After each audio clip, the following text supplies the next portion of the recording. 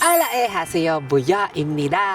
And for today's vlog ay nasa labas tayo ngayon, tapos kakain tayo dahil ako ay gutom na gutom. Kagagaling ko lang trabaho, tapos hindi pa ako nakakain, walang pagkain sa bahay. Kaya ngayon naisipan kong lumabas at dito na lang tayo kakain sa labas. Ngayon, i-challenge natin ang sarili natin. I-challenge natin sarili natin at ang budget lang natin for this labas is only manon or 10,000 Korean won. So, ano nga ba ang maaabot ng 10,000 Korean won na meron tayo? Ngayon nga, papunta tayo sa CU or sa Nice to See You na convenience store dito sa Korea. Isa siya sa mga kilala ding convenience store dito at marami ding customers na nagpupunta dito. And doon tayo kakain, be. Solo trip ang atake natin ngayon kasi wala tayong kasama. Ang gulo-gulo ng buhok ko pala. So as of August, ngayon ay August, ano ka ngayon? August 13, ang palitan ng Korean won to peso ay 431 pesos ang 10,000 won. So, medyo dito sa Korea, honestly, yung 10,000, napakabarya lang niya. Parang ang mabibili mo lang konting juice, konting pagkain. Pero in the Philippines, yung 431, di ba kahit pa paano, marami-rami ka na mabibili. So, tingnan natin kung ano mabibili pala natin. Pero hindi rin, dahil sa krisis, wala ka rin halos mabili sa 431, di ba ka? Pero, titingnan natin kung ano mabibili natin sa convenience store dito sa CU.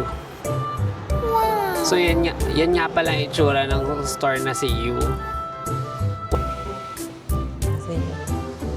Sa pagkakaalam ko, wala pang CU sa atin, sa Philippines. Parang wala pa yatang ganito mga tindahan. Nakakatuwa ang store nila, no? Ang dami mong choices. Diba? At ang linis din. Iniisip ko kung magkakanin ako, sobrang ako mabubusog mamaya. Pero kapag naman hindi ako nagkanin, magugutom din agad ako sa gabi. Kaya ang bilhin natin siguro ay try natin ta. Magkanin tayo.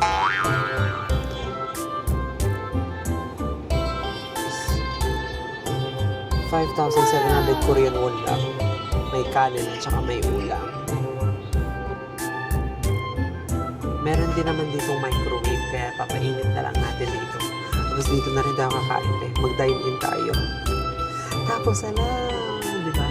Meron din silang, meron silang ganito, naka-sale siya. 1+1. So, ibig sabihin, pag bumili ka na isang piraso niyan, may free pang isa. For only 2,100 Korean won. So, kung kanina, kung meron tayong 5,700 plus 2,100, edi 7,800, may sukli pa, be. May sukli pa. Ano kaya mabibili natin sa sukli? Maghanap tayo, be.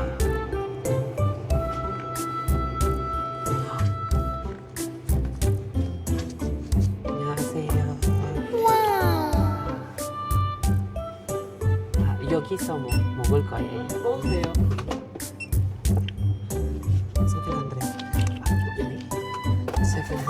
7,800 yun. So may sukli pa tayong samga. Tinigil lang natin. Annyeonghaseyo. Nakalagay naman dito kung gaano mo siya pwedeng initin. So sabi, 1 minute and 30 seconds. 1 minute and 30 seconds natin siya initin.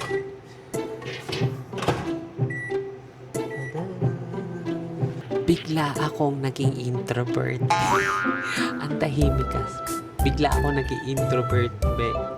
Ang tahimik kasi dito. Para nakakahiyang mag-ingay. Ang tahimik nila mag-asawa. Pero madalas ako magpunta dito sa tindahan na to. Pag nagpapatekbe ako or pag nagpapaparcel dito ako nagpupunta or minsan pagbibili ng mga biglaang kailangan. Pero nakakahiya pa rin mag-ingay, be, diba?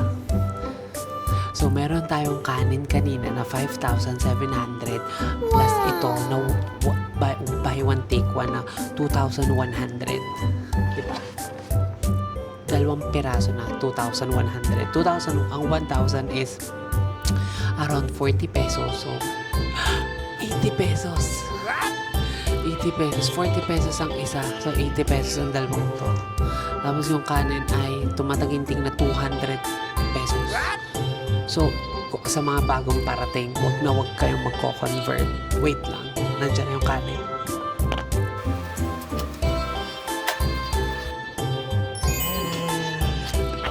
Tada, mainit to siya, be. Mas mainit pa sa pagmamahal ko. Wait lang. Bubuksan lang natin yung kanin. Alam niyo ba, dito sa Korea, hindi naman kagaya sa atin sa Pilipinas na may mga sari-sari store. Dito sa Korea, puro convenience store or kaya mart. Naka-dine-in kasi yung isang may-ari, nakakaya mag-ingay. Pero okay lang naman. Kilala na naman nila ako sa mukha, kaso nakakaya pa rin mag-ingay, be. Sabi dito, ni-research ko kung saan kailan nag-start ang CU. Sabi, ang CU is a major South Korean convenience store chain operated by BGF Retail. Nag-start siya noong October 1990 sa South Korea's Family Mart via license with Japan. So, dati siyang Family Mart. Tapos, parang ang CU is parang short for Convenience for You. 1990 yung foundation niya by Family Mart franchise name by Pokwang Group or BGF nga. Noong 2012, nag-split siya from Japanese Family Mart and relaunched independently as CU. So, noong 2018, yung global expansion niya, lumawak na siya, na nakaabot na siya sa iba't ibang bansa like na Mongolia, tsaka sa Kazakhstan. At noong 2025 nga, nagkaroon na siya ng kauna-unahang store sa Hawaii, sa USA, bringing its signature K-food and ramen library concept to the US. So, kainin na natin ba itong binili nating food kasi gutom na rin naman ako. Ang kagandahan pa dito sa Korea, nakababa yung mga chopsticks, di ba? Malapit sa'yo. Hindi kagaya sa atin sa Pilipinas, hihingi ka pa. Kasi binabalahura din naman ng mga tao, yung mga stocks, di ba ka?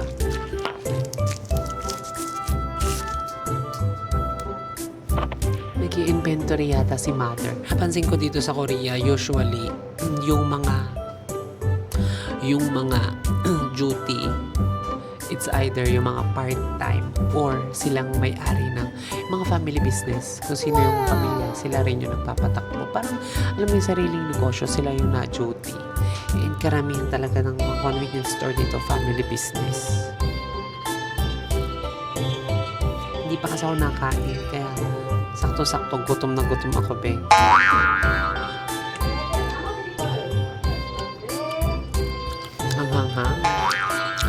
Ang hanghang na nabili ko.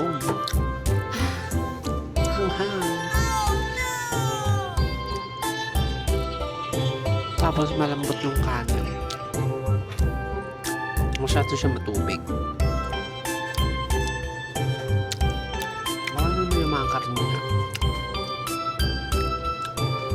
Alam mo, para ka lang din naman nasa atin sa Philippines na mga convenience store. Dito nga lang, hindi siya taong-tauhin. Hindi kagaya sa atin na parang meet-up place ang mga convenience store. Dito talagang tindahan lang siya. Parang sari-sari store.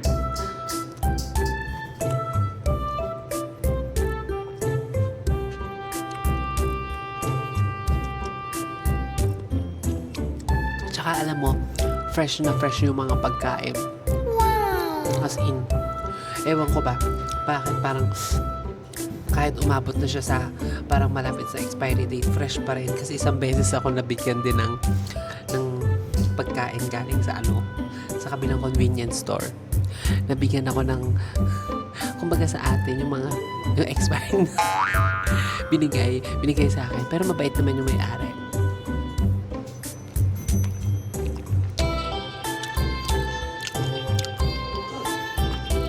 Kung titingnan at i-convert, ang laki ng 10,000 kung igagastos mo sa isang kain lang, di ba? 431 din yun. Meron namang 100 plus, di ba? Kasi dito, iba pa rin naman.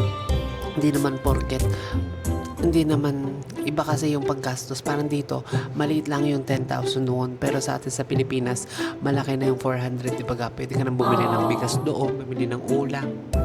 So dito, ang 10,000, babe. Minsan nga, isang kape lang yun sa coffee shop. Ganun ka.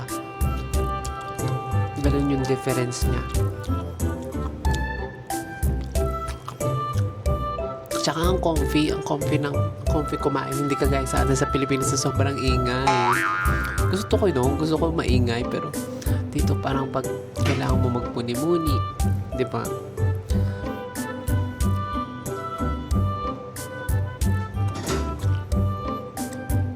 Feeling ko nag-inventory si mother.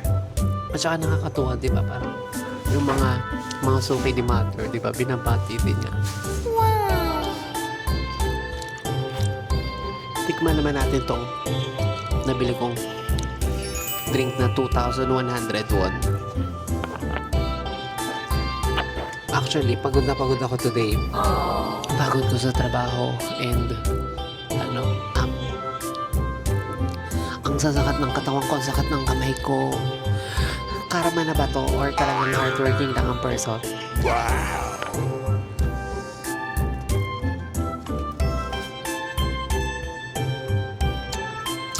Sarap. Wow! Tamis. Sarap. Sarap. Dahil tapos na tayong kumain, kailangan natin pag-clay ko, be.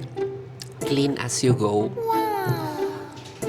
Hindi tayo tutulad sa iba na nagparinig. Hindi tayo tutulad sa mga iniiwan lang. Tsaka, syempre, respeto na rin kahit ba binabayaran natin yung pagkain. Respeto na rin sa taong duty, sa maiiwan, di ba? Tulong na rin natin yun. Kaya dapat every time nakakain kayo sa mga ganito, ligumin nyo yung mga pinagkainin nyo. Diba? Parang pinakita nyo na rin na baka buraranin nyo pag hindi nyo nilinis yung kinainan nyo na lang yan, diba? So, linisin natin siya.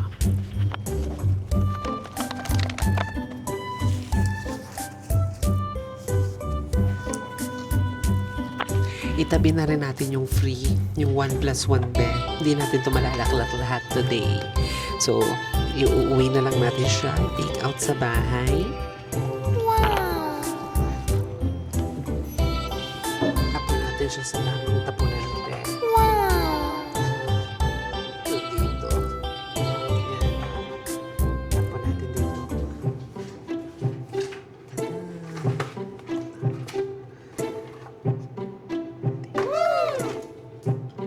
감사합니다. 네. 감사합니다. Wow! Diba? For only 7,800 Korean won, nakakain ka na ng kanin at may ulam. Tapos, meron ka pang drinks na ganon, na 1+1. Diba? Mabubusog ka na. Pero pag inaraw-araw mong ganyan ang kakainin mo, ewan ko na lang kung hindi ka malugi. So, ayun lamang guys. I hope na medyo na-enjoy ninyo ang ating short vlog na kahit hindi ako nakapagsalita ng malakas. Nahiya kasi ako. Katabi ko kasi yung nasa kabilang table kasi yung may-ari ng convenience store. Tapos nagko-compute siya. Nag-inventory siya. So, nakakahiyang mag-ingay. So, medyo nilesen ko ang voice para na rin sa katahimikan ng lahat at wala tayong maapakang tao. So, ayun lamang po. Always be safe. Always be healthy and always be happy. Buyo imnida. Sana po i-follow niyo po ako sa lahat ng social media accounts. Buyo imnida sa lahat po ng socials. So, yun lamang po. That's all for this vlog. That's all for tonight. Have a good night. May pogi sa gilid. Bye-bye!